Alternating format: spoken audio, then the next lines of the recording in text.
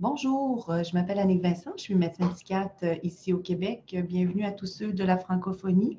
On va parler aujourd'hui du déficit de l'attention, particulièrement au niveau de l'école. Avant de commencer, j'aimerais juste vous dire que comme médecin, je dois divulguer les possibles conflits d'intérêts. Alors aujourd'hui, on va parler de livres dont je suis l'auteur et d'une formation aussi dont je suis l'auteur. Alors si vous êtes intéressé par l'achat des livres ou des formations, bien entendu, que j'ai un conflit d'intérêts vu que je reçois des redevances. Ceci étant dit, j'ai préparé pour vous un petit document PowerPoint qui est en appui à ce que je vais vous dire et qui sera disponible lors de la diffusion en ligne par la suite. Donc, si vous voulez prendre des notes, pas de problème, mais vous aurez aussi un petit outil pour vous aider de ce côté-là. Alors d'abord, peut-être qu'on pourrait définir ensemble qu'est-ce que le TDAH. Le TDAH, c'est le trouble du déficit de l'attention avec ou sans hyperactivité. C'est un trouble neurodéveloppemental qui se présente donc dès l'enfance. La personne qui a un déficit d'attention, et si on peut dire comme chez nous, on dit, est tricotée comme ça. Donc, la personne qui a un déficit d'attention a des symptômes depuis la petite enfance et souvent, les symptômes vont persister jusqu'à l'âge adulte. Le TDAH est une problématique qui est fréquente. Ça touche environ 5 à 8 des enfants et environ 4 des adultes. Dans le TDAH, il y a un T pour trouble, donc on parle d'impact fonctionnel. Comment on fait le diagnostic? Le diagnostic il est clinique et on doit donc rechercher les symptômes, les impacts. Et dans quel but? C'est dans le but d'installer des stratégies thérapeutiques qui vont permettre de réduire l'intensité des symptômes, mais surtout réduire les impacts pour que la personne puisse développer son plein potentiel. Alors, juste pour comprendre comme il faut les impacts du TDAH en classe, on va d'abord parler des manifestations cliniques du déficit de l'attention et du fait que ces manifestations-là vont avoir un impact pas juste en classe. Donc, c'est important que si vous vous êtes préoccupé du TDAH pour un jeune, par exemple, qui va à l'école, de penser aussi aux impacts à l'extérieur de la classe. Les impacts à la maison, dans la routine du matin, la routine du soir. Est-ce qu'il a justement eu des difficultés à mettre le matériel adéquat pour partir à l'école. Donc, pensez aussi aux impacts sociaux, aux impacts dans la vie familiale. Pensez que le TDAH a un facteur héréditaire important. Donc, souvent, dans les familles où un jeune a un TDAH, il y a aussi un parent qui peut présenter des symptômes et avoir un impact aussi de ce côté-là.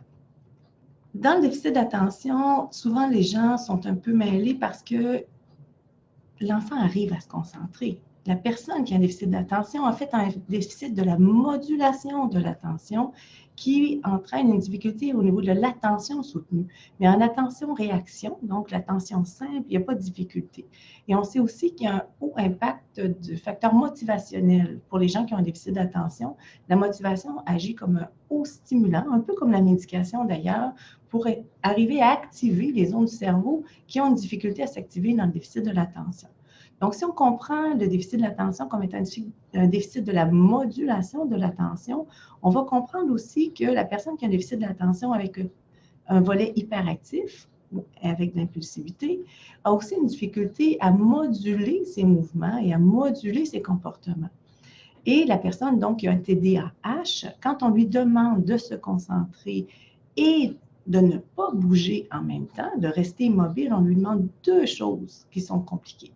Donc, on a, quand on intervient auprès d'un jeune qui a un déficit d'attention, que ce soit en classe ou à l'heure des devoirs, on a décidé qu'est-ce qui est la priorité. Si la priorité, c'est qu'il soit attentif, qu'il se concentre, laissez-le bouger et on regardera ensemble des stratégies pour ce côté.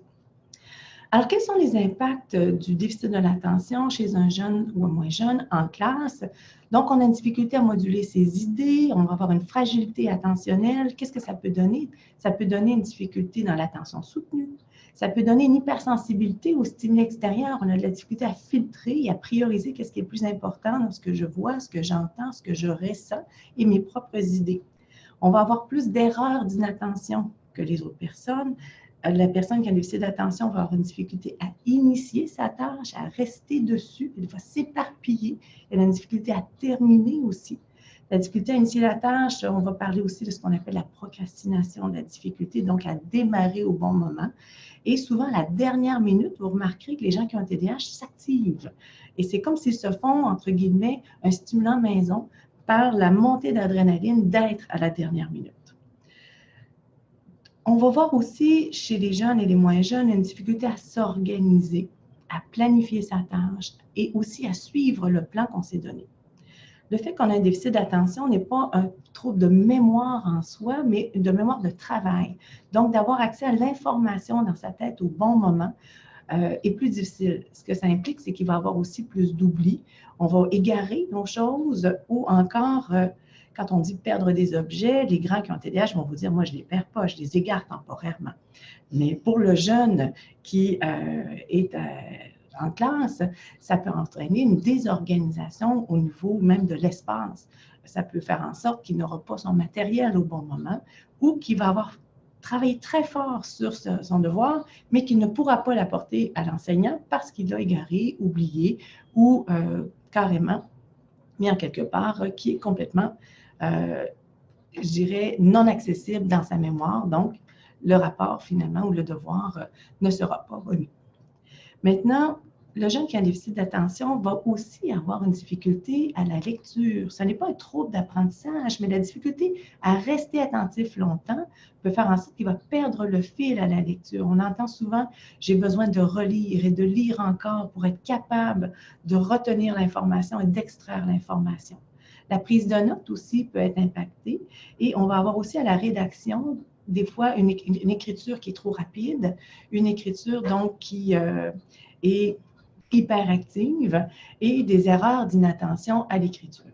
Ce qui est important de distinguer d'un trouble d'apprentissage en lien avec l'écriture ou la lecture. Donc, dans les deux cas, le TDAH peut impacter les apprentissages, mais n'est pas nécessairement un trouble d'apprentissage, comme on va voir dans la dyslexie, par exemple.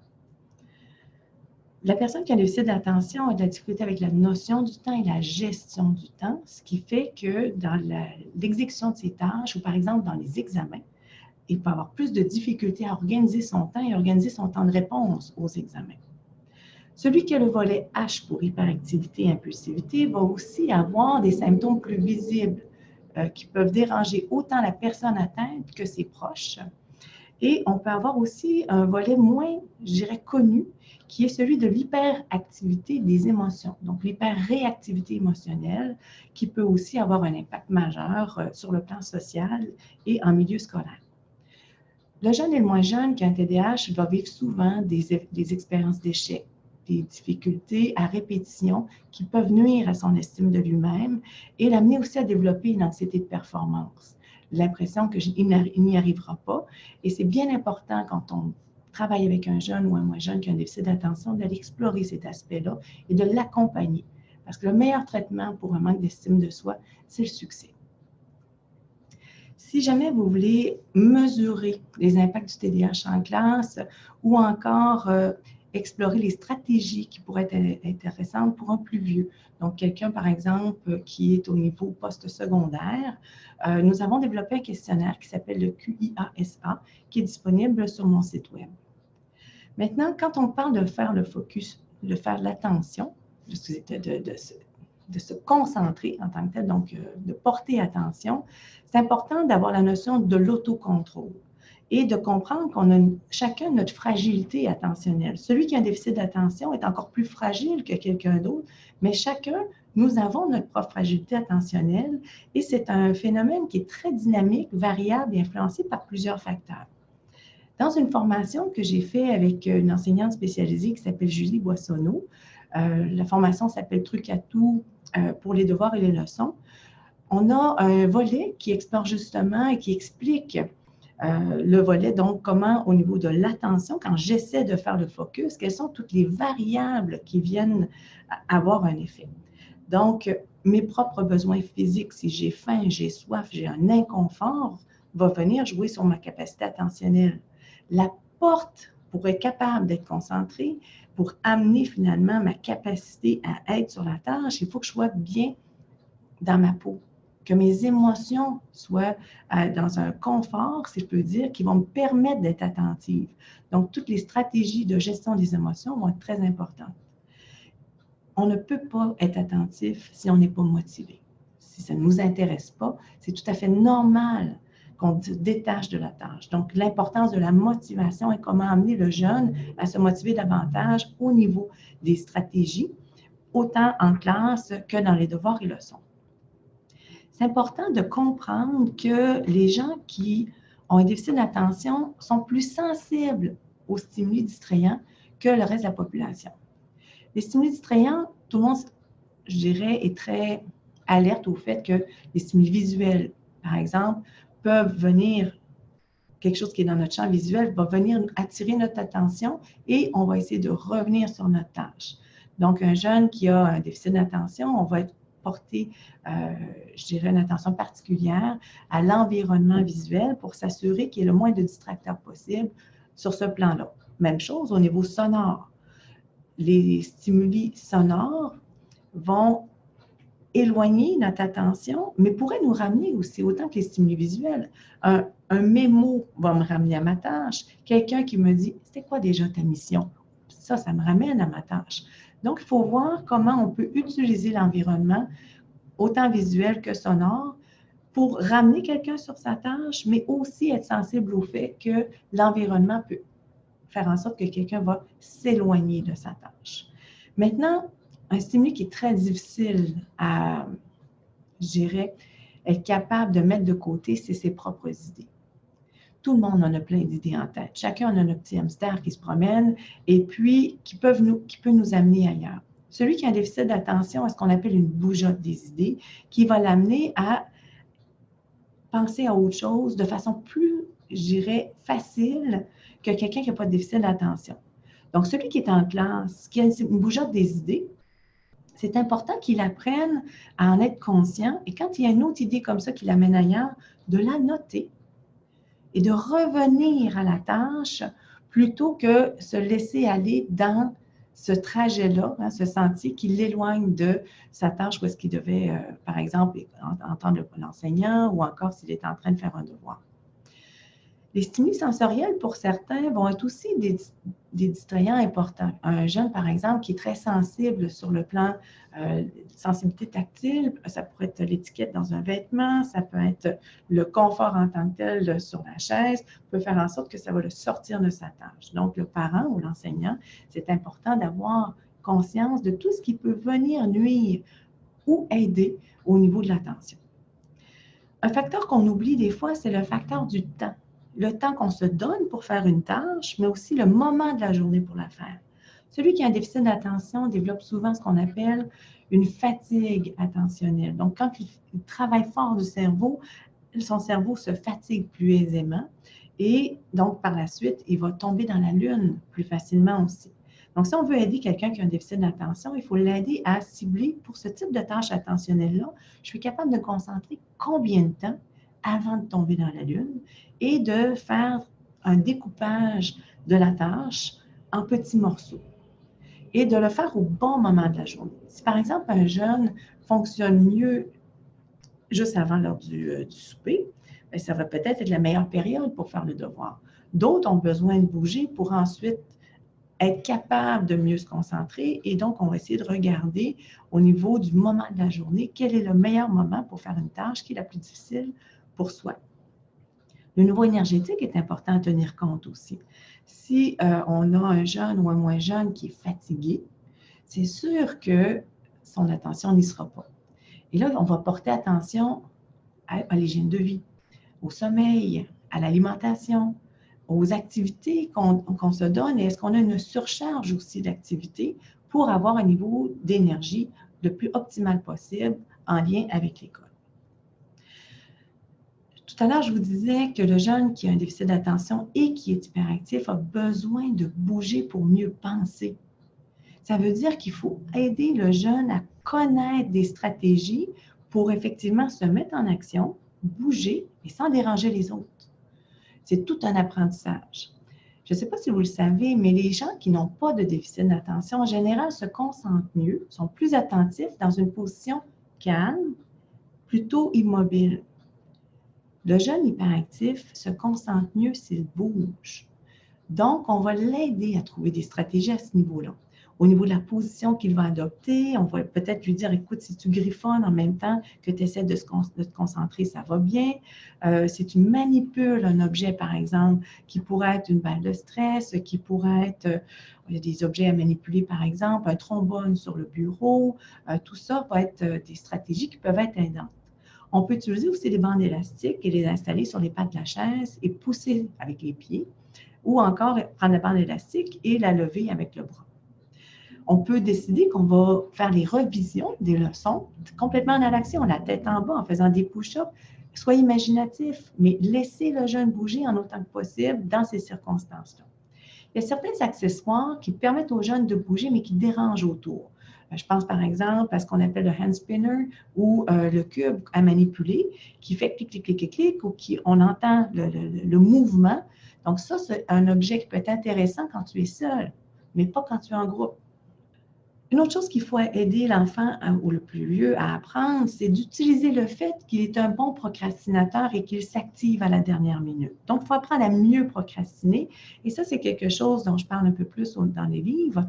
Alors, apprendre à mieux procrastiner, c'est de reconnaître le fait que ton cerveau s'active mieux quand tu es à la dernière minute. Et alors, pourquoi pas procrastiner plus souvent, mais moins longtemps de la fois? Donc, ce qu'on fait, c'est qu'on va découper la tâche en plus petits morceaux. On va coller un échéancier à chacune de ces étapes-là et on vient de se faire plein de dernières minutes, plein d'occasions d'être plus efficace. Si je récapitule, les stratégies pour l'école, donc on va travailler sur l'hygiène de vie, on va essayer d'adapter l'environnement pour réduire l'impact des stimuli distrayants. On va essayer de permettre le mouvement quand c'est possible. On va réfléchir à comment je vais planifier des pauses pour être capable de fonctionner par sprint, mais après ça, reposer mon cerveau. Et aussi, est-ce que j'ai besoin pour ce jeune-là de mettre en place des stratégies plus spécifiques? Et c'est quand on a besoin de stratégies plus spécifiques, ce qu'on appelle des mesures adaptatives, qu'à ce moment-là, on a besoin d'un diagnostic franc de TDAH. Mais sinon, tout ce que je viens de vous parler, quelqu'un qui a une fragilité attentionnelle, même sans diagnostic de TDAH, on pourrait les mettre en place. Dans les mesures adaptatives spécifiques, on va parler de mesures d'aide technologique, par exemple. On va parler d'utiliser certains logiciels d'aide à la correction, d'utiliser des logiciels qui vont t'aider à organiser tes idées, des idéateurs. On va parler d'adaptation des conditions d'examen ou des conditions pour les travaux, en donnant plus de temps, tout en portant attention sur équiper le jeune pour mieux utiliser ces stratégies-là. Parce que si on donne accès à un logiciel d'aide sans lui expliquer comment, c'est sûr que ce n'est pas une bonne mesure. Un petit mot au niveau de la médication. J'aimerais vous rappeler que la médication pour le déficit d'attention n'est pas plus, pas moins qu'une paire de lunettes pour le cerveau. Alors, mes lunettes à moi, elles me permettent de lire les lettres, de les voir, mais elles ne me font pas lire. La médication, c'est la même chose. Ça aide la concentration, ça peut améliorer l'attention soutenue, ça peut réduire le nombre d'erreurs d'inattention, peut-être réduire un peu la bougeotte, moduler un peu les réponses impulsives, mais ça ne favorisera pas les apprentissages en soi.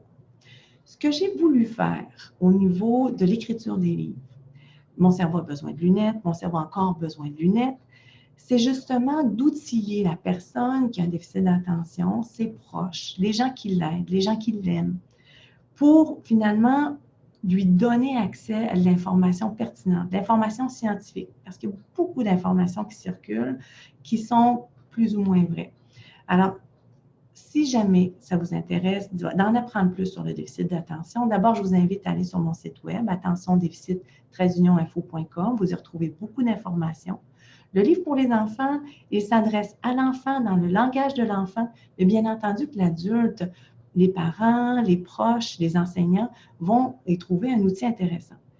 Le livre pour les grands, les adolescents et les adultes, va aussi être un livre intéressant pour le parent d'un jeune qui va en savoir plus sur le déficit d'attention. Je l'ai construit d'une façon un peu comme un trajet qui nous amène dans notre réflexion et on commence par qu'est-ce que le déficit d'attention, qu'est-ce qu'il y a derrière le symptôme, qu'est-ce qui peut ressembler ou empirer les symptômes, quelles sont les stratégies qu'on peut mettre en place non pharmacologiques et aussi quelle est la place de la médication. Si ça vous intéresse d'aller chercher des outils pour les devoirs et leçons spécifiquement, je vous invite à aller voir le vidéo « Truc à tout pour les devoirs et leçons ». Et si ça vous intéresse d'avoir de l'information par plusieurs personnes sur une base, je dirais, de capsules vidéo, je vous invite à aller voir le programme de formation en ligne qui est gratuit, qui s'appelle TDAH VIP pour vidéos d'information professionnelle, qui est sur la plateforme savoirmieuxêtre.com. Et nous sommes rendus à la période de questions. Est-ce qu'il y a autre chose que vous aimeriez dire, Dr. Vincent, en attendant d'avoir des questions Je pourrais peut-être parler un peu plus des mesures adaptatives. Donc, les mesures adaptatives, quand on parle, par exemple, de donner plus de temps pour un jeune ou un moins jeune pour les examens, par exemple, de l'installer dans un local à part pour avoir moins de stimuli, il faut toujours penser que c'est pour l'outiller à mieux démontrer son savoir. Donc, dans un contexte comme ça, de l'aider à s'isoler, par exemple, des bruits avec le port d'une coquille ou d'avoir des bouchons ou même de la musique qui va lui permettre de s'isoler, d'être dans un endroit physiquement aussi avec moins de stimuli visuels, ça va être aidant. Ça ne veut pas dire que le jeune doit être tout seul dans la pièce, mais on peut utiliser, par exemple, des séparateurs ou un environnement qui va quand même être plus facilitant. Est-ce qu'on a des questions? Oui, on en a quelques-unes qui commencent à entrer. D'abord, il y a Yvette qui demande comment peut-on aider un enfant qui a un TDAH avec impulsivité? En fait, la question est très large. Donc, si j'y réponds de façon très large, la première chose par rapport au traitement du déficit de l'attention, c'est de savoir qu'on a un déficit d'attention, donc que le jeune puisse comprendre que son cerveau est fait différemment, qu'il comprenne aussi qu'il a plus de difficultés à se moduler que quelqu'un d'autre. Il y a énormément de stratégies qu'on peut mettre en place sur le volet inattention, mais aussi sur le volet hyperactivité, impulsivité. Je parlais de canaliser la bougeotte. Le côté impulsif, ça peut être difficile de se retenir. Donc, qu'est-ce que je vais faire au moment où j'ai l'idée? Comment je vais contenir mon idée? Si j'ai une hyperréactivité émotionnelle, on a aussi des stratégies de gestion des émotions, dont ce qu'on appelle le mindfulness ou la technique de pleine conscience, qui peuvent être des stratégies intéressantes. On a quelques questions qui tournent autour du même sujet, c'est-à-dire, est-ce que vous avez des conseils à donner aux parents ou aux gens pour aider des enfants qui ont un TDAH à mieux gérer leurs émotions en classe?